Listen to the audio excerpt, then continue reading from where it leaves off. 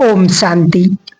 ब्रह्मा भोजन खाते समय जब हमारे विचार ऊंच होंगे तभी हमारे अंदर शक्ति भरेगी। इस विषय पर मधुबन से ब्रह्मा कुमारी बी के सिलु दीदी जी का अनुभव है। किसी ने पूछा कि जो माता परिवार में रहने ज्ञान में अकेली चलती हैं वो सबको राजी करते कैसे चले? तो उत्तर में कहा कि बाबा कई बार कहते हैं कि जो जोश भले हो परंतु उसके साथ होश भी हो। परिवार में मिलनसार होता है, आगे पीछे सोच समझ के प्यारा भी बनना बहुत जरूरी है, फिर न्यारा भी बनना है। बैलेंस जीवन में बहुत हो। किसी को नाराज करने से तो समस्या स्वरूप बन जाते, ऐसा नहीं होता। कपड़ों की बात आती है तो बाबा भले रंगीन पहनो, शादी में भी जाओ, बाबा कहते भले जाओ, फैमिली में रहते हो। हम सूखे सन्यासी नहीं हैं, हमें निभाना भी पूरा है, साथ साथ अंदर की एकदम न्यारा रहना है, क्योंकि हमें पता है सब कुछ एक कब्रिस्तान होने वाला है।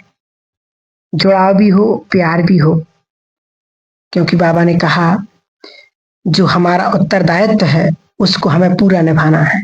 तो न्यारे भी रहें, जिसको बाबा कहते हैं कमल फूल समान जीवन हो। छोड़ो भी कुछ नहीं लेकिन फंसो भी नहीं। फिर पूछा कि सतयुग में हमारा भोजन किस प्रकार का होगा? तो उस उत्तर में था कि हमारा भोजन सात्विक होगा, सब कुछ खाएंगे लेकिन तला हुआ हम फ्रेश खाएंगे, सड़ा हुआ नहीं खाएंगे। बाबा ने कहा वहां जूस भी पेड़ों का, फलों का बड़े सहज में मिल जाता है। जिस टेस्ट का चाहिए वही जूस मिल जाता है, सब कुछ फ्रेश होगा।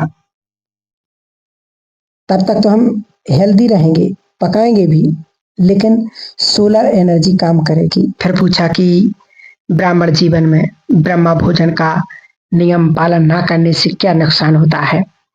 तो उत्तर में अगर समय बनाते समय विचार ऊंच हो तो वैसे ही वाइब्रेशन होते हैं, और खाते समय और ही ऊंचे विचार होंगे, तभी वह भोजन हमको शक्ति देगा।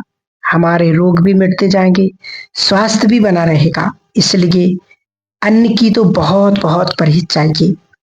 हम योगी आत्माएं हैं। योगी तो भगवान को स्वीकार करा के फिर स्वीकार करते हैं, परमात्मा की याद में पकाते हैं, परमात्मा की याद में खाते हैं, तो योग भी बहुत अच्छा लगता है।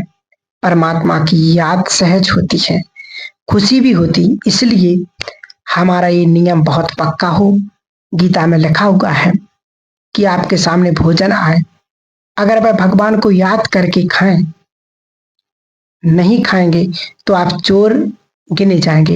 यह भी चोरी है। अगर भगवान की दी हुई चीज को हम स्वीकार नहीं कराएंगे तो फिर प्रश्न पूछा कि आप जब विदेश में गए तो शुरुआत में इतनी सुविधाएं नहीं थी, उस समय आप कैसे करते थे? तो उत्तर में दीदी ने कहा कि विदेश में अनाज तो मिलता था, आटा भी मिलता था, खुद भोजन बनाती थी। मुझे याद है मैं पहली बार वेदांती बहन और मैं सन 1974 में अफ्रीका गए। वहां ईश्वरीय सेवाएं बहुत थी, तो खाना पकाने का टाइम नहीं मिलता था। कभी सूप बना लिया, कभी जूस बना लिया और पी लिया, ऐसे करते थे।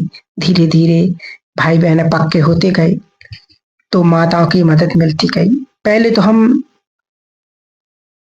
अकेले ही थे, क्योंकि हमें ही सारा काम करना पड़ता था। जहां भी गए खाना पकाना, सेवा करना, लोगों से मिलना, एक खुशी होती थी, क्योंकि हम बाबा की याद में करते थे। थकावट होती ही नहीं थी। बाबा की बहुत बड़ी मदद थी। हम बीच में यूरोप गए तो वहां के भाई बहनों को ये भी पता नहीं कि रोटी कैसे बनानी होती है। वे तो अपने ढंग से खाते थे। रोटी बनाने के लिए तवा भी नहीं था, चकला बेलना भी नहीं था, तो थाली को उल्टा करके और बोतल को बेलन बनाया, फिर उनको खिलाते थे। टोली बनाना, उनको सिखाते थे तो वो बहुत खुश होते थे, भोग भी लगाते थे। धीरे धीरे वहां की बहनें सीख गईं कि सेंटर पर भोजन कैसे बनाना होता है। कई बार रेसिपी बुक देख करके भी बनाते थे। फिर दीदी से प्रश्न पूछा कि दीदी, विदेशियों का भोजन मांसाहारी ज्यादा रहता है, तो आप उनको ब्रह्मा भोजन करना कैसे सिखलाते हो? तो देखो, हम समझाते हैं कि आप जो भी भोजन खाते हो भगवान का दिया हुआ है, शिव बाबा का दिया हुआ है। आपको उसको पहले भगवान को अर्पण करना है।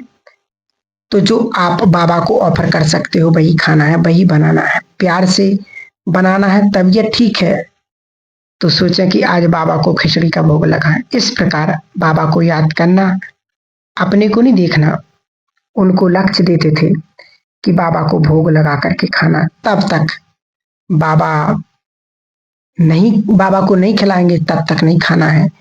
फिर पूछा कि शाकाहार के लिए लोग डिबेट करते हैं, तो आप कैसे करते? तो देखो, जब जानवर को भी दुख होता है तो पेड़ पौधों को भी दुख होता है, क्योंकि पेड़ पौधों को दुख नहीं होता, क्योंकि उनमें प्रकृति की चेतना है, आत्मा की चेतना नहीं है उनमें। लेकिन जैसे कि जानवर मनुष्य में होती है,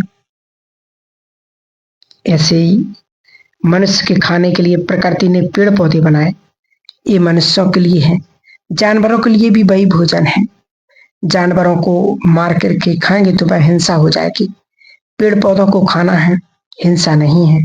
बाबा कहते हैं पेड़ पौधों में भी लहसुन प्याज की भी तामसिक है, वो भी नहीं खाना है, क्योंकि शरीर के अंदर उत्तेजना आती है, विकार की उत्पत्ति होती है।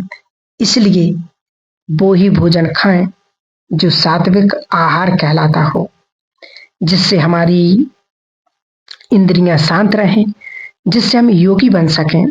फिर पूछा कि बाबा ने संदेश दिया कि आपको 1 साल के लिए अनाज स्टोर रखना है क्या? अनाज इतने समय तक रह सकता है? तो उत्तर में कहा अनाज तो लंबे समय तक चल सकता, लेकिन सब्जियां नहीं। अनाज दालें तो दवाई डाल करके रखते हैं, कीड़े नहीं पड़ते। बाबा कहते हैं अंत में आपको कुछ नहीं मिलेगा, सिर्फ दाल रोटी मिलेगी, क्योंकि दालें रख सकते हैं, गेहूं रख सकते हैं, मतलब जो रख सकते हैं वह रखें। ये बाबा का डायरेक्शन है कि अंत के समय में हमें खाने के लिए क्या क्या रखें।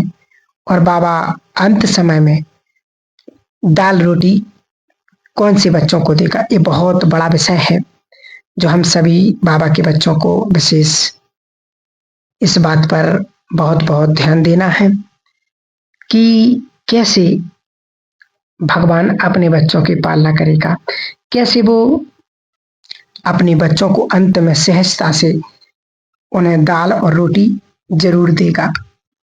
साक्षात्कार में इतना मगन कर देगा कि बाबा कहते कि उन्हें विनाश का कोई भी पता ही नहीं पड़ेगा कि विनाश कब हो गया है। तो इस प्रकार से बाबा हम सभी बच्चों को विशेष सावधानियां भी देते हैं, क्या खाना है क्या नहीं खाना है। और हम सभी को बाबा के डायरेक्शन पर चलना है, क्योंकि बाबा का इस प्रकार का समझाना होता था कि किसी भी भाई बहन को ये महसूस ही नहीं होता था कि बाबा हमको डांट रहे हैं या समझा रहे हैं। बड़ी सहजता से बाबा हम सभी बच्चों को ऐसी सुंदर सुंदर शिक्षाएं दे करके समझाते थे। ठीक है, ओम शांति, ओम शांति।